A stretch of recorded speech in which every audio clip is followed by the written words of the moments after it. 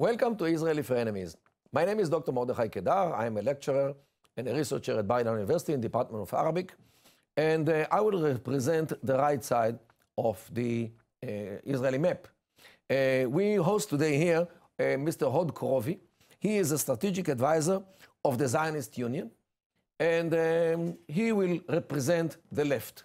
But you know, the real struggle is not between right and left. It is between right and wrong. However, let's go forward.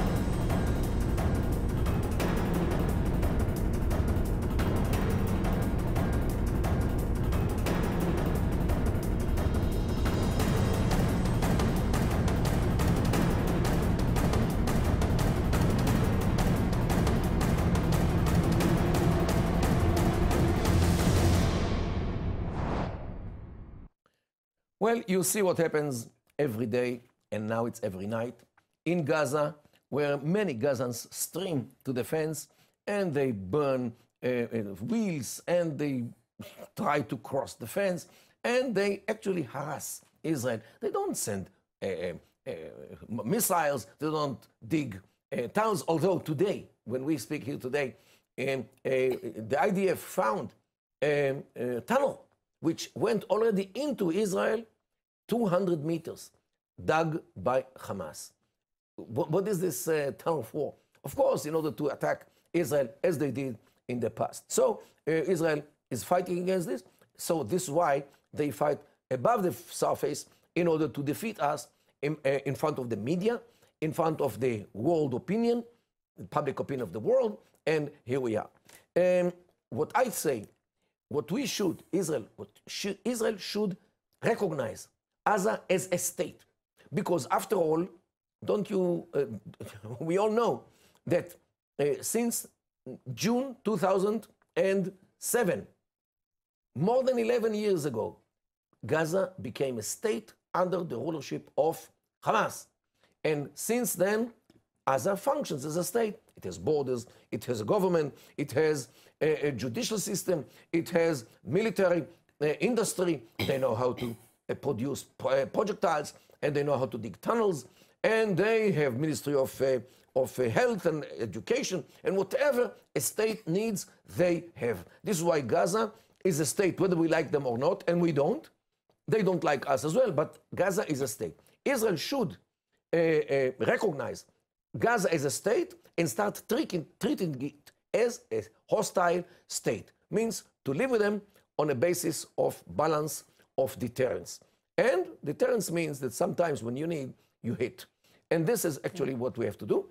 In this way, you actually divide Gaza from the dysfunctional government of Abu Mazen, and this should anyway die.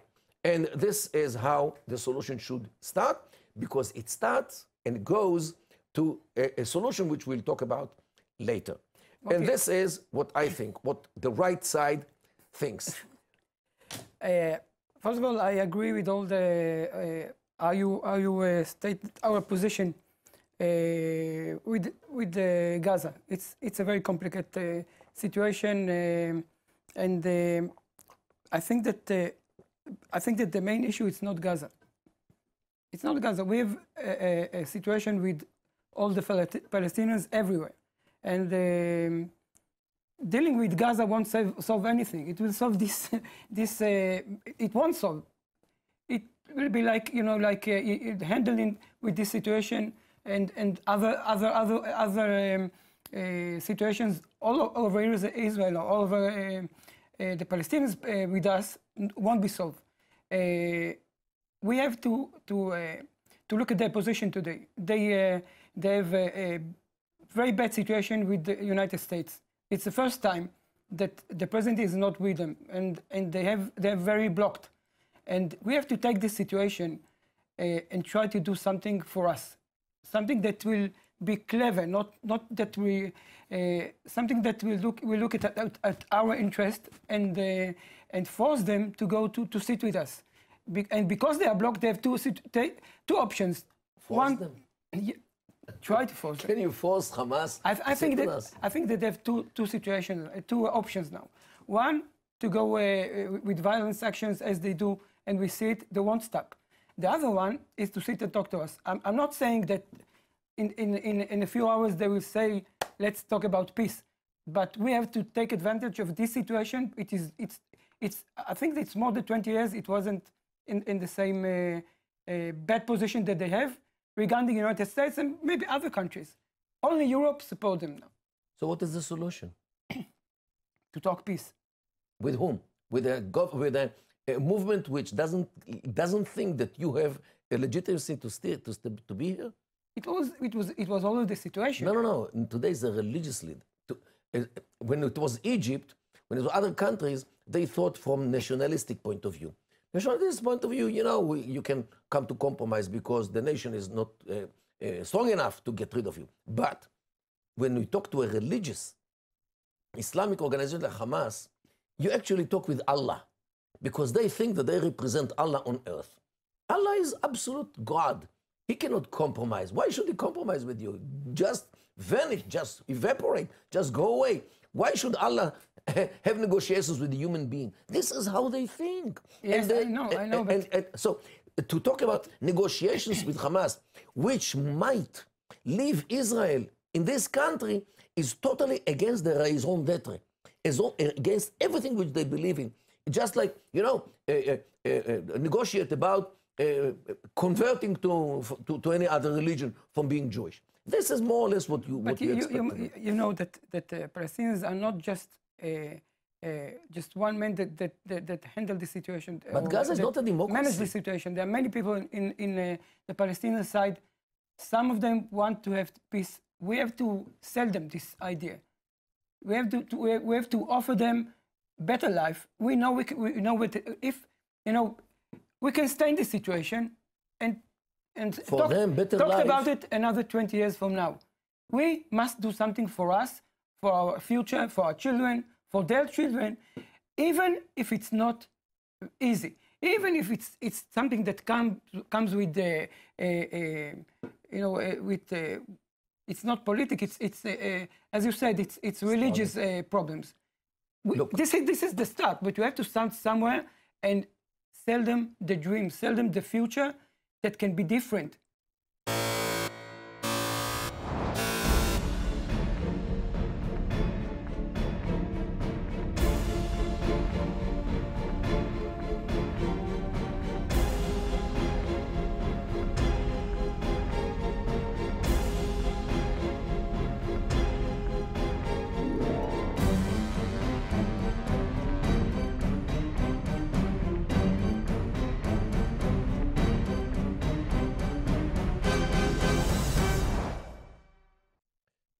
Lara Al-Qassem, a young lady who wants to study in Israel.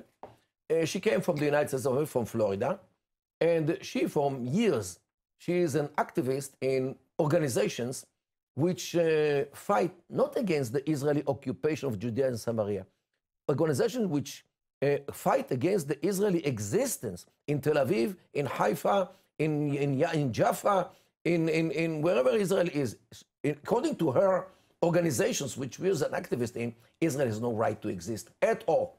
And now she wants to come to Israel to study all kinds of things in the Hebrew Year in Jerusalem. And Israel, with a new policy, lo and behold, doesn't want these activists who act against Israel in Israel. They can do whatever they like outside. They don't have to come here and let them wage their jihad against Israel from America, from Europe, from wherever they are. Israel, by this, did not invent this thing.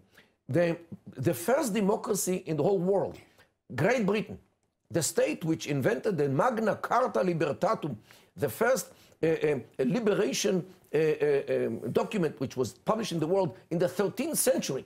This first democracy does not allow into the United Kingdom people like Robert Spencer, Pamela Geller, and many others, some of them I know personally, who are denied entry to the United Kingdom because they say all kinds of things which the United Kingdom does not like them to say. They are not criminals, they are not anything else. And Israel follows the first democracy in the world by not allowing people who say and act against Israel into Israel. So Israel did not invent this thing. And here, all of a sudden, she wants to come to Israel. She can continue her jihad against us from the United States. Why should she come here? And all kinds of other BDS holes who come here in order to bash Israel, in order to defame Israel and to delegitimize. Let them do it from outside. We have nothing against their right to fight against us. It's okay, it's freedom of speech. But why should they come here? What do they need? We don't need them, and apparently they don't need us. The only thing which they come here in order to bash us online. But you have to understand that the situation of Israel regarding the entire world or United Kingdom, it's a different situation. This is why we have to defend ourselves. Now we must defend ourselves, but we have to be clever, because very clever by keeping them out. Look, what we have done, it was a small situation that became a big one, and a bad, a very bad for our reputation, for our image, because. Not at all. Yes, because hundreds of them were coming here every year. Now only some dozens. That's all. The number of BDSers who come here every year is diminishing. Because, you know why? Because the airliners do not take them, because they will be denied entry. Just like in Britain. You are right, but we have to be clever. We have to let people like this enter Israel and just look at it. Educate them? Not educate them. No. What? Just change their mind? Talk to her. We can talk to her in Florida, believe me. Talk to her and follow her wherever. No, we can make all the necessary things that she won't do something that we want her to do in Israel. It was very bad. It was the best situation for this. Look what happened. Everyone talks about it. It's very bad. Let me ask you something. It's not that she's not. If you have an employer who was talking against you, against your company, and you kicked him out because he was damaging your company, and it's okay, will you let him into the facility? It's not the same situation. The same thing again. I'm not saying exactly the same thing. Why the heck should we allow somebody who hates us, who want to destroy us? You're right. Why the heck should You're right about what you're saying. Let them in. If the world situation against us, everything we say, everything we do, most of the countries are against us. We know it. Okay, so we don't have to do something that will hurt our image around the world. We have to do something that is clever. On the contrary. Let her in. The damage which these people were doing to Israel through the years which Israel did not control it was tremendous. Today is the result. No. Now Israel started to keep them out, so they have less weapons against us. Look at the situation. Everyone is talking about this all over the world. This is the best way to solve the situation. Today, everybody talks about the Saudi journalist who was cut to pieces, apparently, in Istanbul. Who cares about a lady who was denied entry? And she's not even in custody. She is in the airport. She's free to leave whenever she likes. She is denied entry, just like many people who are denied entry to Israel because of various reasons. Criminals. I'm not arguing about the denying of the entry. I'm arguing about how to handle the situation the best way for us, for our image around the world. Not to let her approach this country to begin with. Look, how come she came here? Who gave her a visa? This is something else. Okay, this is another idea to solve it. Okay, but not as we handle it this way. Look, it's well known internationally that if a country doesn't know somebody to come into this country, the country doesn't even have to give any explanation. Yes, you're right, but not in Israel. Just put him on the same airliner to take him back, and that's it. Here, everything we are doing, even the smallest things around the world, it's... No. There are some BDS holes who amplify it, and especially Israelis who would like to bash the government in order to... In order to make the government look bad. And this is exactly why we are the problem. It's not Lara is the problem. Lara she is not the problem. She acts against us like many others. The problem is that whatever she's doing is amplified by anti-Israeli Israelis, or by anti-Israeli Jews, or by anti-Israeli others. And this is the problem. And this is exactly why we should have stopped her there. So if she came, let her go in and just let her go. Right, exactly. We agree. we should let her go away, not in, out. Okay? She can choose the flight, whether to United States, to Russia, to China, where she can speak whatever she likes. Let her try to speak in China against the Chinese. Moti, I want you to agree with me that this was bad handle the situation. It was the worst decision to do this. Somebody made a mistake. When we are very sorry, young lady, you go back to Florida. Florida is the land of the.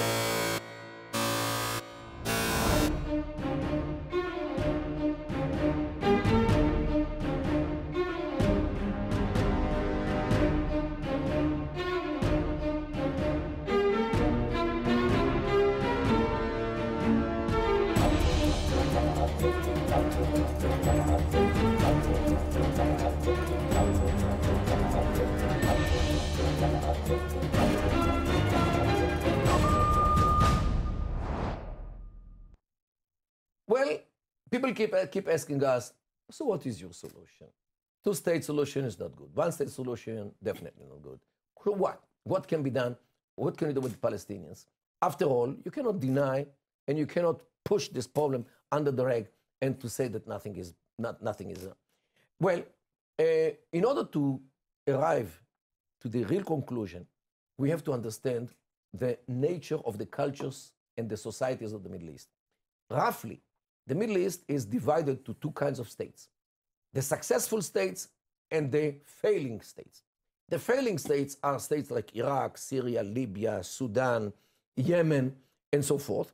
These countries which are made of conglomerate of tribes, of ethnic groups like Arabs and Turkmens and Kurds and others, religious groups like Muslims, Christians, and so forth, Alawis, Druze, and sectarian groups, mainly Shia and Sunni. These are mayhems because these countries are designed by the West and they are illegitimate states, dictatorial states. Only this way they can survive. The successful side are the Emirates, those which are only one tribe. Kuwait is Al-Sabah, Qatar is Al-Thani, Abu Dhabi is Al-Nihyan. Al means a tribe. Means when you build a state on homogeneous society, you get a heaven. While if the society is heterogeneous, like Iraq and Syria, you get a hell. And this is, in very short, in a very small nutshell, the modern history of the Middle East. Now, the question about Palestinians. Should we make another Palestinian state with many tribes, clans, which do not even get married with each other because they think that they are not ours? Because a girl from Hebron has no chance to get married to a boy from Nablus, and not to mention the people of Gaza, which the people in the West Bank wouldn't even rent them apartment when they come to the West Bank to study or so forth.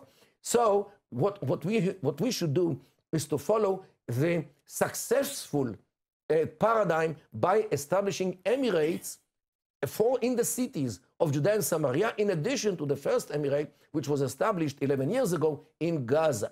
And the clans of Hebron, for example, the Arab part of Hebron, will run their own emirate according to their own will.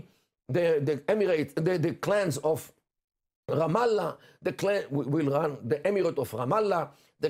One clan, Arikat, of Jericho, will run Jericho, the emirate of Jericho. The three clans of Nablus, Masri, Tukan, and Shaka, can run the emirate of Shechem, of Nablus. The same thing with Tulkarm and with the Karmis and Kalkilia and Jenin. Well, Israel should forever remain in the rural areas, offer Israeli citizens to the villagers, which are like 10% of the population, and 90%, the citizens of the Emirates, will be free from Israel altogether, and we'll have Emirates successful just like Dubai, Abu Dhabi, Kuwait, and Qatar. This is the only solution which has anything connected to the sociology of the Middle East. This is why this solution is the only solution which can succeed in the Middle East. You can read about this much more on website www.palestinianemirates.com. Please go into this website. Hod, what do you think about this? Moti, I think basically whatever leads us to a peace, it's a good idea for me. Thank you. We have to look at the Arabs' opinion. If it's something that suits them and they're willing to do with this kind of solution that can live with it and it's good for them, for me it's the best thing, because anything that will lead us to peace, it's a good idea. Now, where is the problem? The problem is that we, means Israel, mistakenly and stupidly brought criminals like Arafat, murderers, terrorists, in order to establish a legitimate state. Even the people in Judea and Samaria do not like them. They don't want them. But whoever comes from abroad, like Israelis and others, whom do they ask? These criminals, what they want, means they are so illegitimate. You know, almost every night, there are in Shechem, in Nablus, there are street fighting, not between Israel and the local citizens, between the local residents of Nablus and the PA, the Palestinian Authority, because nobody wants them. And whenever there is a problem between citizens, they go to the sheikh, to the old people who use the traditional means how to mediate. They don't go to the police, they don't go to the judicial system, because this system of the PA is totally illegitimate in the eyes of the citizens. And Israel doesn't understand it, because we Jews, we Israelis, we don't get it. We don't understand the Arab societies, because the Arab societies are clannish, are tribal, as people would say, much more than what we even fathom. We don't get it. And this is why we talk about Palestinian people. You know what? There is no Syrian people. I wrote my PhD on Syria. There is no Syrian people. If there was a people with an awareness of people, they wouldn't kill each other. We have much to talk about. However, we are friends. Much more than enemies. Thank you so much for watching us. Any talk about peace, any thoughts about peace, any solution to offer that will provide us peace, it's a good thought, and I'm happy.